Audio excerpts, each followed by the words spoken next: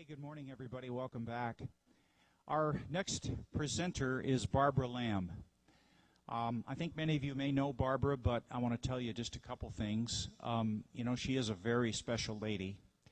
I have been privileged, actually, to know her for over 20 years. And in that time, she has helped, oh boy, I don't know if I have a number on it, but it's got to be hundreds and hundreds and hundreds and hundreds of people in learning to deal with their contact experiences. Really important work. She's done it for at least 19 years now. In addition to that, of course, you know, she's also one of the most diligent crop circle researchers. Guys, she has been in the circles in England every year for 18 years in a row. Okay? It's quite a record. Not too many can say that. Today, Barbara is going to share with us some of her most fascinating and important findings. It'll be a treat. Ladies and gentlemen, Barbara Lamb.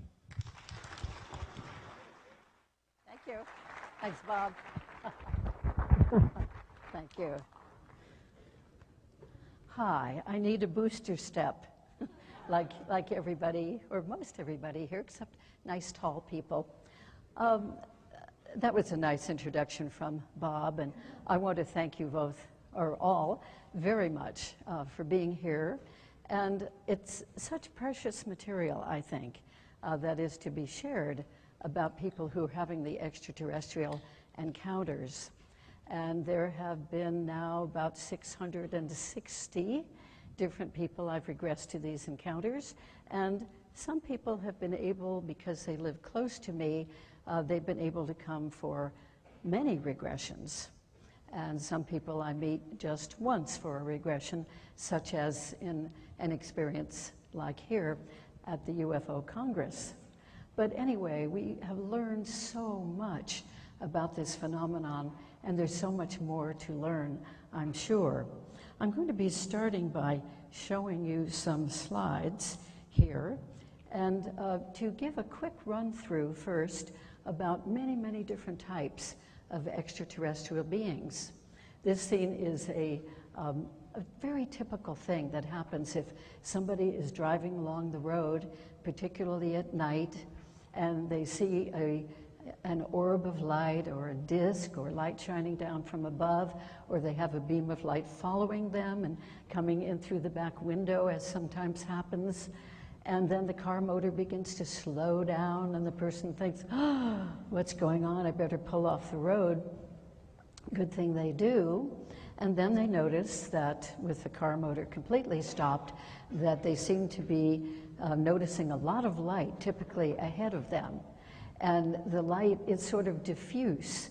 It's coming from above, and yet now it's also down at ground level. And they look out the window of the car, and they see, very typically, 3 little extraterrestrial beings standing in the light and also in the shadows of the territory.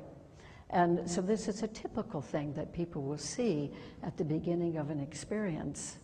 People also, as you know, wake up at night and sometimes will see bright light coming in through the windows, sometimes forming little sparkles of light, making little spiral patterns in the room, or it might be more like a beam of light coming in. And then even an orb of light sometimes floating around the room and coming to rest at the side of the bed. And then that light seems to open up into 1 or 2 or 3 of these unusual beings, and the experience begins.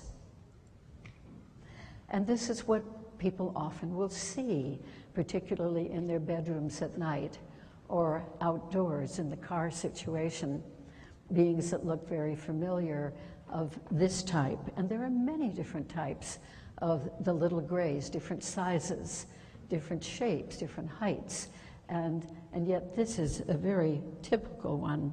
This one is not quite as mechanical looking as some of them are. Some people describe the beings as more sort of mechanical or robot-like. But there also are some like this that seem to have luminous eyes. And they seem to have expression to some extent in those eyes.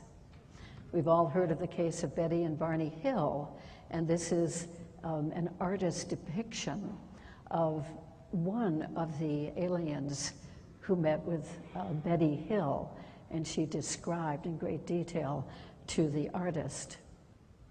I have connected with a wonderful artist in Southern California, Christine Dennett, and she goes by the artist name of Kesara, Kesara. And many of the people I've regressed to their ET experiences have described the beings that they now, especially after regression, can describe in total detail. And Kesara takes these descriptions, draws the being, and then checks it with the experiencer and makes any alterations, any changes to fit totally the description that the person saw. And this is one of the ones that looks kind of like an older type of being. We have some that seem very profound and rather kindly, the kind that look at the people and treat them as if they really are very caring beings. Some of you have heard of the channeling work done by Daryl Anka, and he channels an entity named Bashar, very powerful channeling, powerful personality. And Bashar has described himself as a hybrid, a human-alien hybrid from our future. And he's also saying in some of the channel sessions that we humans will be evolving more into this kind of form as the centuries go on. I guess we'll just have to wait and see in a previous lifetime. Many people have experiences with a being like this whom they consider rather gentle and rather sweet. And then we have all kinds of different looks, and that's why I'm showing these to you with big bulges on the head. And typically, so many of the beings have these huge eyes, as this one does. And this being, very often they're described as having pure white skin that seems to be pulled back very tightly over the facial structure and over the skull.